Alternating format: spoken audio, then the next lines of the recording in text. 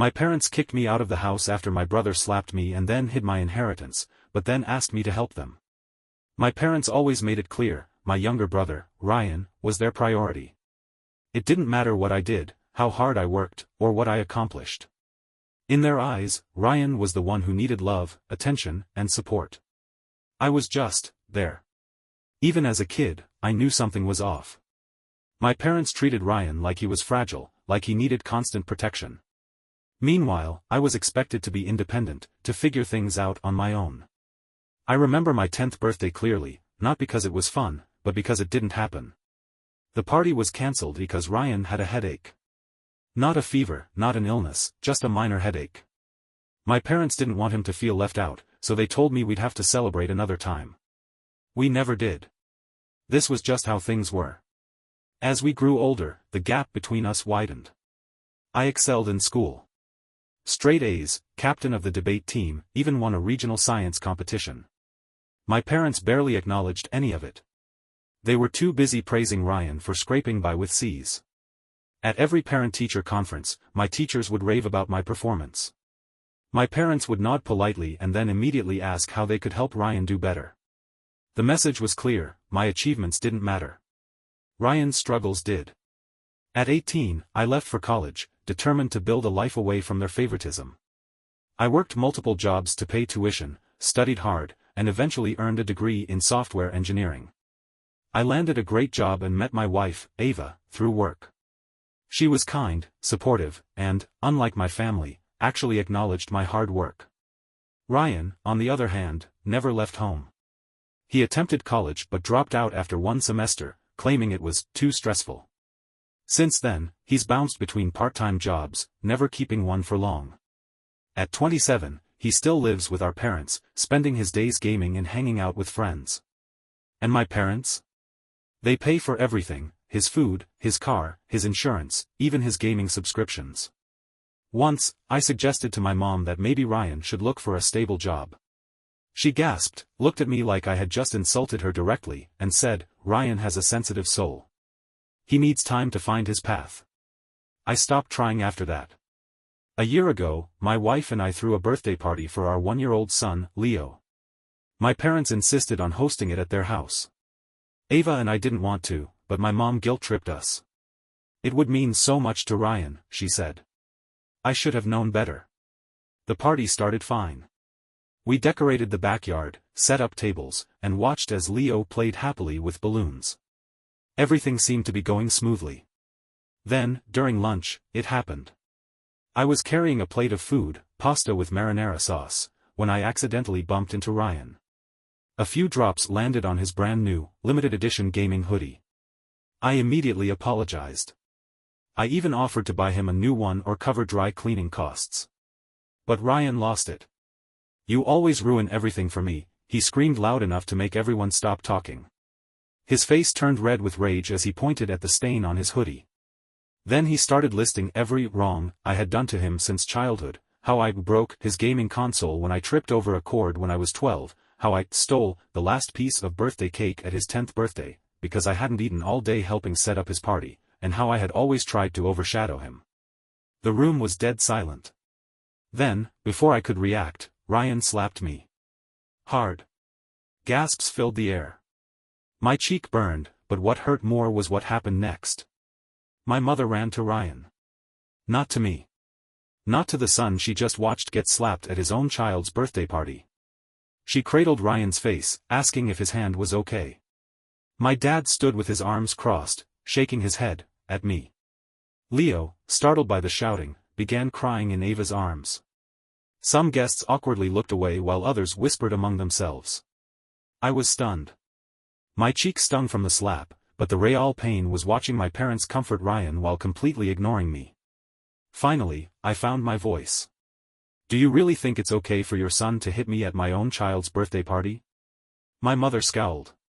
"You know Ryan has trouble controlling his emotions. You should have been more careful. Look what you did to his hoodie. Do you know how much he saved to buy that?" I stared at her, dumbfounded. Ryan had just humiliated me in front of family and friends. He had struck me, yet I was the one being blamed. Something inside me snapped. For years, I had swallowed my frustration. I had let them brush me aside in favor of Ryan. I had let them excuse his behavior over and over again. No more.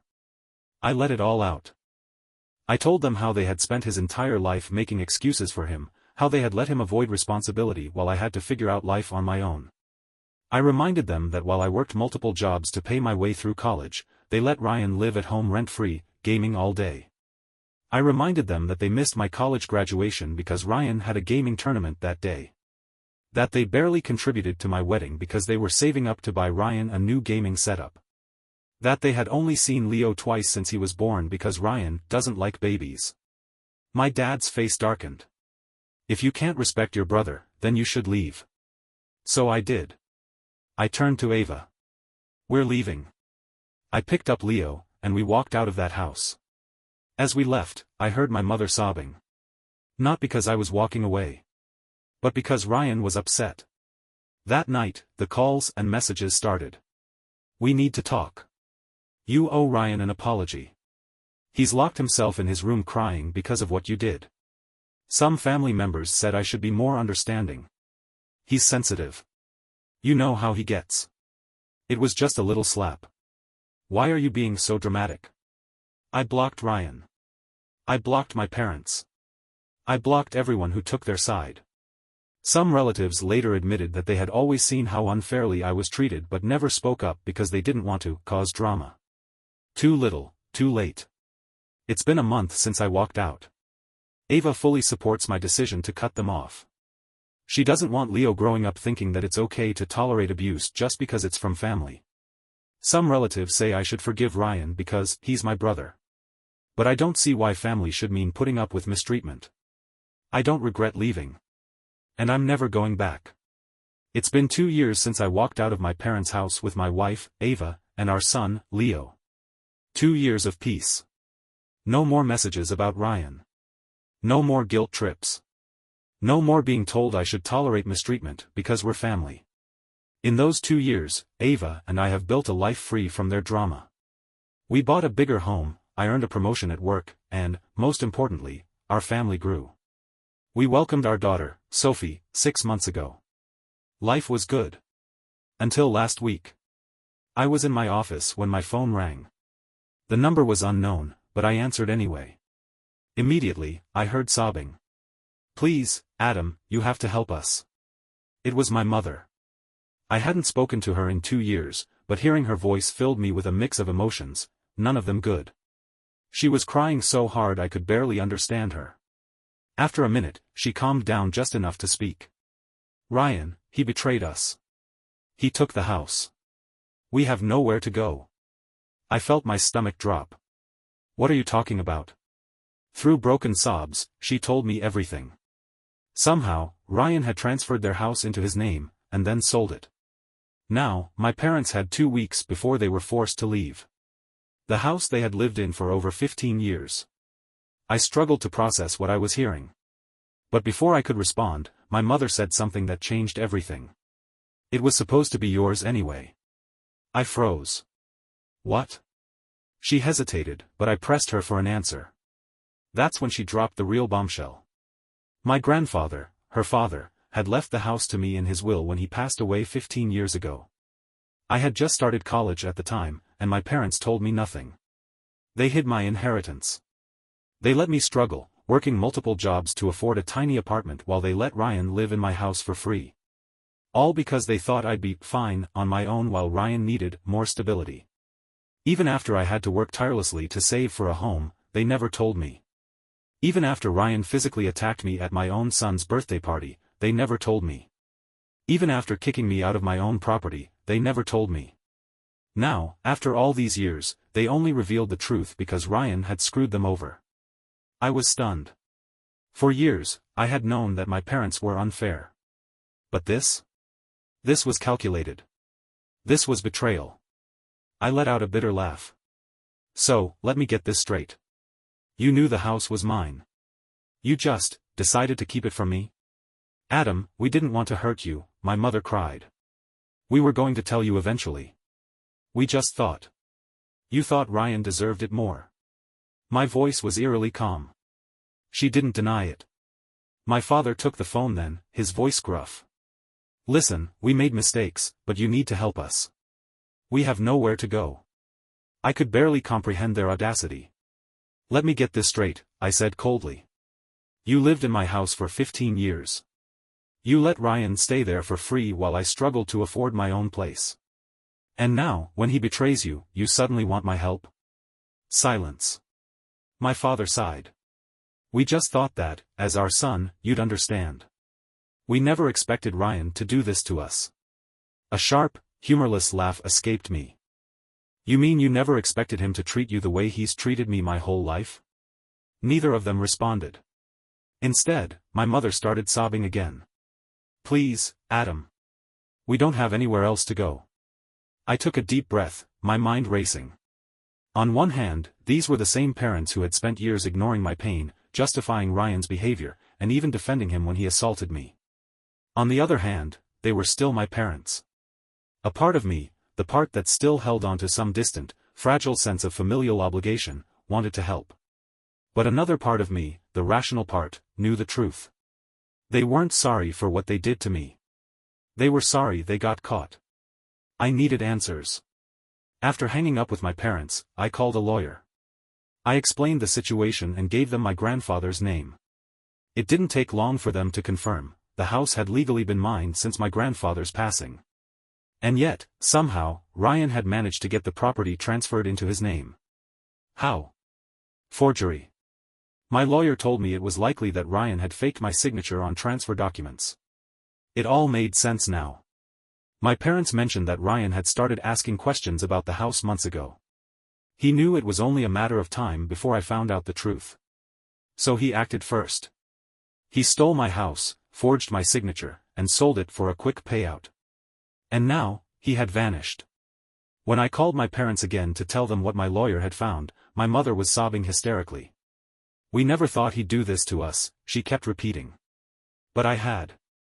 I had been telling them for years that they were enabling Ryan's behavior. That he would never take responsibility for anything. That they were only making him worse. They never listened. And now, it had cost them everything. I had a choice. I could sue Ryan for fraud and take legal action to reclaim my house. I could walk away and let my parents deal with the consequences of their choices. Ava and I discussed it at length. We knew that even if I won the case, the house was gone. Ryan had already sold it. But we also knew that he deserved consequences. I called my lawyer and gave them the green light to take legal action. It would be a long process, but I refused to let Ryan get away with what he had done. As for my parents, they were still begging me to help them. They wanted to stay with us, in the home that I had worked so hard to afford. Ava and I had a long conversation about it. And finally, I made my decision. My parents had begged me for help, but I wasn't ready to give them an answer. Not yet. Ava and I had spent the past 2 years building a peaceful, drama-free life, free from the weight of their favoritism. Letting them back in, even temporarily, felt like reopening old wounds. But no matter how much I wanted to ignore their situation, I couldn't shake the words my lawyer had said. Ryan had committed fraud. He had forged my signature, transferred my property into his name, and then sold the house that was legally mine. I had worked hard for everything in my life. My job, my home, my family, I had built it all from the ground up. Ryan had done nothing but take. I wasn't about to let him get away with it. My lawyer wasted no time filing a case against Ryan. Since I had never signed over ownership, and my grandfather's will clearly left the house to me, the forged documents wouldn't hold up in court. The hardest part? Finding Ryan. After selling the house, he disappeared. For weeks, my parents had no idea where he was. When they tried calling him, he either ignored them or responded with angry texts blaming them for ruining his life. He even had the audacity to claim I was trying to take everything from him. The same man-child who had been living rent-free in my house for years was now acting like he was the victim. Eventually, we tracked him down. Turns out, Ryan had moved in with some online gaming friends.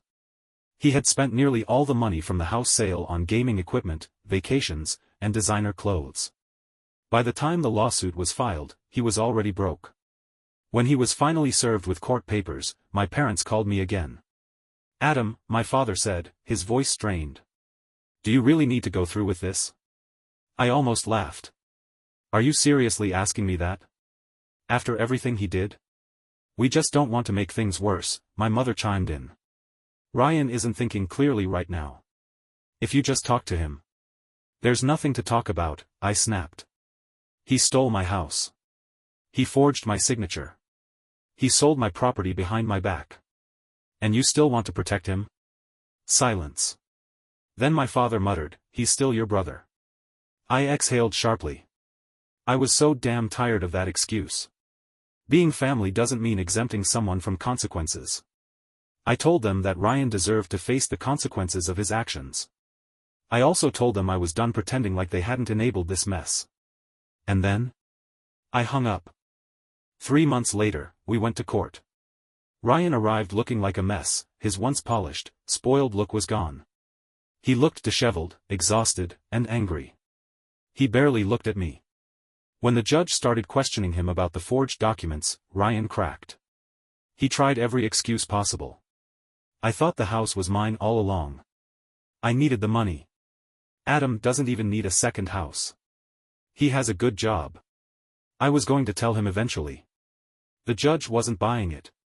My lawyer presented concrete evidence of the forged signatures. Ryan had no defense. Then the judge turned to me and asked what I wanted to do next. I had 2 choices. Press criminal charges, meaning Ryan could go to jail for fraud. Settle financially, demand full restitution, meaning Ryan would be in serious debt but stay out of prison. My lawyer had advised me that pressing charges could take years, while a financial settlement would ensure Ryan paid for what he did. I chose the second option. The judge ruled in my favor, declaring that Ryan owed me every penny from the sale of the house. There was just one problem. Ryan was already broke. After court, Ryan lost it. He screamed at me in the hallway, calling me selfish, cruel, and heartless. It was just a house, he yelled. You ruined my life over a house. I didn't respond. There was nothing left to say. That night, my parents showed up at my house. Literally. They had found my address through a relative and drove over. Ava answered the door, startled to see them standing in the driveway. My mother was crying. My father looked defeated. They begged me to let them stay. We have nowhere else to go, my mother sobbed. Please, Adam. We're your parents. I stood there, staring at them, feeling nothing. These were the same people who defended Ryan when he slapped me in front of my son. These were the same people who hid my inheritance for 15 years. These were the same people who only admitted the truth when it hurt them. Now, they were at my mercy. I told them I'd talk to Ava about it and that they could stay in a hotel for the night. My mother's eyes widened. A hotel? Adam, we don't have money for a hotel. I'll pay for one night. My voice was firm. After that, I'll let you know my decision. They didn't have a choice. They left, and Ava and I sat down to talk. She was torn. Adam, I know they don't deserve it, but they're still your parents. I don't want Leo and Sophie growing up without knowing their grandparents. I understood her point. But I also knew I needed boundaries. We agreed that if they wanted my help, they would follow my rules. I called them the next morning and laid out my conditions. They would pay rent. It wouldn't be market price, but they had to contribute. They would attend family therapy to address everything they had done over the years. Ryan was never allowed at my home. Ever. My father resisted at first, but my mother convinced him. They had no other options. They moved into a small apartment nearby. They didn't love it, but they had no choice. Weeks later, Ryan sent me a long, pathetic email.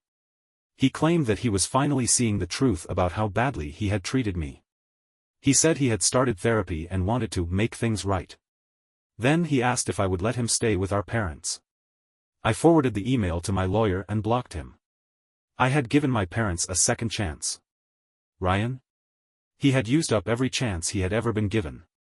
Months passed, and my parents settled into their new reality. For the first time in their lives, they were forced to stand on their own 2 feet. There was no more free house. No more money to funnel into Ryan's endless excuses. No more pretending that everything was fine. And for the first time in my life, I had the upper hand. They were living in a small apartment, paying rent to me, something they had never expected to do. At first, they resisted. My father grumbled about how family shouldn't charge family, and that I was being too harsh. My mother tried to guilt-trip me by bringing up their age and how they weren't used to this lifestyle. I didn't budge. I reminded them that they had hidden my inheritance, let Ryan live in my house for free, and abandoned me when I needed them most. They were lucky I was letting them stay at all. And so, begrudgingly, they followed my rules. They went to therapy. They paid their rent, on time, every month. And they never brought Ryan up again. At least, not at first. Despite winning the lawsuit, I hadn't recovered a single cent from Ryan. By the time the court ruled in my favor, he was completely broke. He had spent every last dollar from selling my house on video games, trips, and luxury purchases. And now? Now he was couch surfing between online friends, each one kicking him out after realizing he had nothing to contribute. He had burned through every bridge he had ever built. Eventually, his luck ran out. I heard from extended family that Ryan was living out of his car. It was poetic, in a way. For years, my parents had bent over backwards to protect him, to shield him from consequences. And now? Now he was facing them head-on. No more handouts. No more free rides. Just reality. I should have expected it. One night, my mother called me, her voice soft and hesitant. "Adam. I need to ask you something." I already knew what she was going to say. "Ryan is struggling. He lost his car. He has nowhere to go. Can't you just let him stay with us for a while? Just until he gets back on his feet?" A familiar anger flared inside me. Even after everything, after he stole from me, after he betrayed them, after he threw his entire life away, they still wanted to save him. Even now, they refused to let him suffer the way they had forced me to suffer. I exhaled slowly. No. My mother made a choking noise, like she hadn't expected me to refuse so easily. "Adam, please. He's your brother. He's trying to change." "No," I repeated firmly. "He's not my brother. Not anymore." Silence. Then she whispered, "If you were in his position, I know he'd help you." That was the last straw. I laughed bitterly. If I were in his position, I would have never gotten to that point in the first place. And that was the truth. I had never needed handouts. I had never expected my parents to carry me. I had worked, fought, and built my own life. Ryan had squandered every single opportunity he was ever given. And they had helped him do it. "I'm not responsible for Ryan," I said, my voice like steel. "And if you bring this up again, I'll cut you both off completely." She sniffled, but I didn't care. I was done. I hung up. Blocked her number. And for the first time in years, I felt free. It's been 6 months since that phone call. My parents still live in the apartment. They still pay rent, still go to therapy, and still try, very carefully, to mend our relationship. They haven't mentioned Ryan again. Ava and I have started letting them see the kids in small doses, family dinners once a month, supervised visits at the park. Leo, now 3 years old, knows them as Grandma and Grandpa, but he doesn't understand the history behind it. And honestly, that's fine. I don't want my kids to grow up surrounded by the toxicity I did. I don't want them to feel like they have to earn love or compete for attention. I want them to grow up knowing their worth. I don't know if my relationship with my parents will ever be fully healed. There's still resentment. Still memories that I can't erase. But at least now, I have the power. I set the terms. I control the relationship. As for Ryan? I haven't heard from him in months. The last I knew, he was bouncing between shelters, still blaming everyone but himself for his problems. And honestly, that's not my concern anymore. Ryan made his choices. My parents made theirs. And now, finally, I get to make mine. No guilt. No obligation. Just peace. Thank you for watching the video. Like it if you watched the video to the end and don't forget to subscribe. Have a nice day.